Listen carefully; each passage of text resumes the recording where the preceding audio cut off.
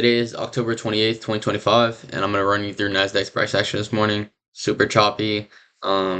There's pre-earnings today, so market started ripping off like basically 850. So pre-market was pretty nice, and then New York Open was pretty choppy after we took out sell side. I'm going to run you through that real quick. Areas that we reacted off of and used. Let's get into it. So coming to the day, I'm gonna first mark out opening range gap, which is, if you could see this right here, regular trading hours. Um, and then you set the Fibonacci through this and do the quadrant levels.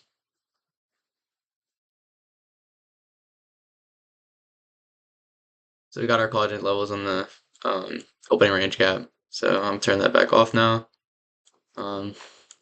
So like I said, price was running early in the morning.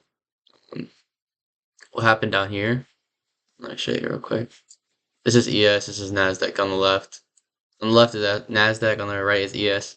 So in the morning, pre-session, before even on the charts, right here, Nasdaq takes out this low right here, and as you can see, ES does not. So that creates an SMT.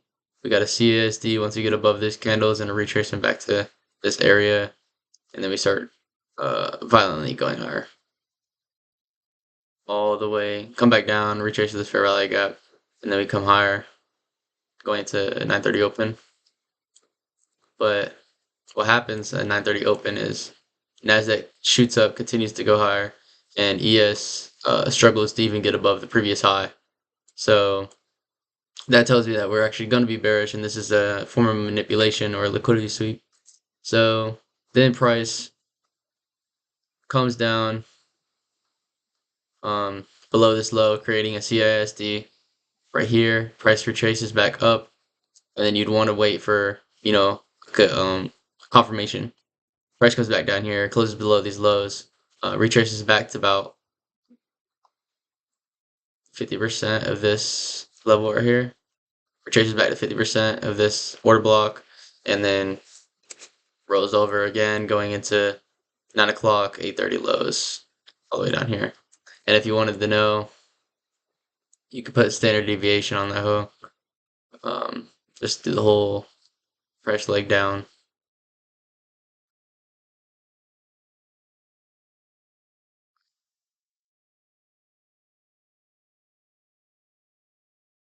See this one right here. And as you can see, price goes into -1, -2, and -2.5. So all standard deviation got cleared, basically saying all sell side has been taken on ES. Nasdaq, you can't really say the same. Basically, that move is done. All sell side wasn't taken out. So, and so then price comes down here, takes out this low inside of a fair value gap, which is called an intermediate low, and then you go move higher. But price is, like I said, price is very choppy, very choppy today. Price comes up here, sweeps out these highs, then we just chop. A lot of chopping today. But eventually, price clears up. You can see obvious move higher, comes down. This is obviously a liquidity sweep. On top of that, we had an SMT because ES continued to move higher and Nasdaq came lower, so this high just wasn't above these highs. So we have an SMT here, and then we get back up. CASD retracement to this fair value gap right here. This price starts to reject off this fair value gap and this inverse fair value gap right here. So these ones, they work in correlation to move price lower. Price comes lower, takes out all of this resting sell side, very low resistance sell side. Price comes down, takes out all of this, all of that. And then Nasdaq, what Nasdaq finally does is it takes out this low, but what it previously wasn't in, and it finally tapped into, is this 1 hour. Oh, oops. Just taps into that 1 hour fair value gap and consequent encroachment of that. So once I see that, I'm like, all right, we're definitely bullish now. Price is finally clearing up. Obvious liquidity sweep, pretty obvious liquidity sweep. We get a CISD here, retrace into this fair value gap. Nasdaq's more bullish. Um, so you could have taken a long off this fair value gap. The suspension block actually. Suspension block, inverse fair value gap, and then price moves higher, taking out all this buy side. And according to standard deviation, we should run all of this buy side right now. All of that. It should be run. Let me show you real quick. So that's the manipulation leg. So that's why you mark that out with standard deviation. And this is just -1. Is already above all-time highs. So, and these are relative equal highs right here.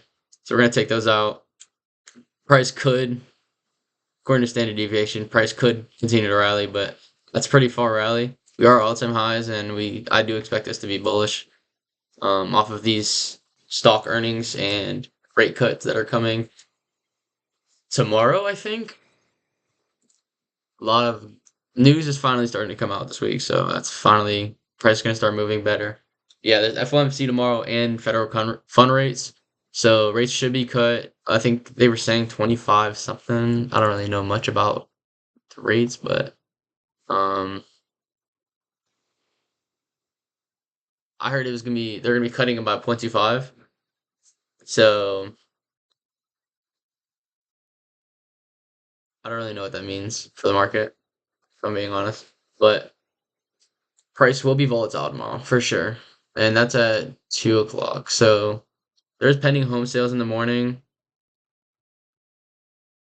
I'll probably end up waiting till after 2 o'clock to trade. So I'll probably trade like 250 macro, maybe 350 macro.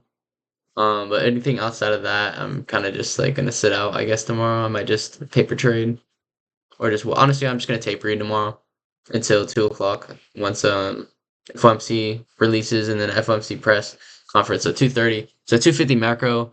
I would say maybe 350 macro might be nice, or 315 to 345 macro. But um, that's really it for today. Let me see the first presented. Oh yeah, that's one other thing. First presented today. Um, I think first presented I would call today would be the 9:30 open just because we came up and took out buy side. Um,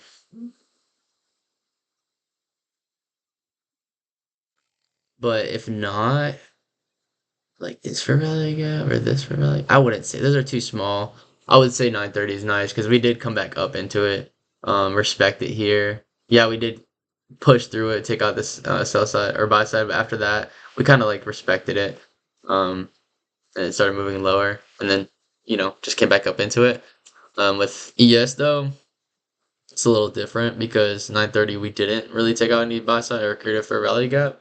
So first presented would be 9:34. I'm pretty sure this is 9:35, and I'm thinking when Nasdaq goes up and takes out these highs. Actually, maybe not because I was gonna say when Nasdaq takes out these highs, we're gonna go and fill first presented for value gap, but that's pretty high. I would say if anything, take out this buy side right here. We might even leave this buy side, and this honestly looks like we're gonna continue lower possibly, but we are at all-time highs, so we do have this hourly that I said that was pushing us higher. So Nasdaq's at least gonna go to all-time highs right now. ES might be a little behind because it is more bearish as you can see. It's like let me just do this. This is the 1 minute time frame. The 1 minute time frame on Nasdaq. Wait, yeah. I don't know why these look like so different. And you can see how much more bearish ES is. Even though Nasdaq does look bearish, ES took out this low like days ago, or honestly like last night. But it's all the way down here. So ES is literally all the way down here. Well, Nasdaq's hasn't even got to there. Um, yeah, that is probably it for today. It's about 10 minutes. Um, I didn't trade very good today, to be honest. But that's my price analysis, and that's what price is reacting off of. Um, I guess I forgot to add that this right here, the opening range gap, I didn't even go back to it. Price comes down into 50% of consequent encroachment of the opening range gap, and then decides to rally higher. That's all I got for today, honestly. Hopefully tomorrow's better. Price action is very choppy today, very inefficient, and I'm actually tired of this shit because like, why am I trading these charts if we're just gonna be chopping for literally like 20 minutes straight chop right there? So hopefully price action becomes better. News is gonna be very volatile tomorrow. I'm excited for that. 2 o'clock, 250 macro. So this video is gonna be posted a little later tomorrow. But if y'all who trade, stay safe, and I'll see y'all tomorrow. Peace.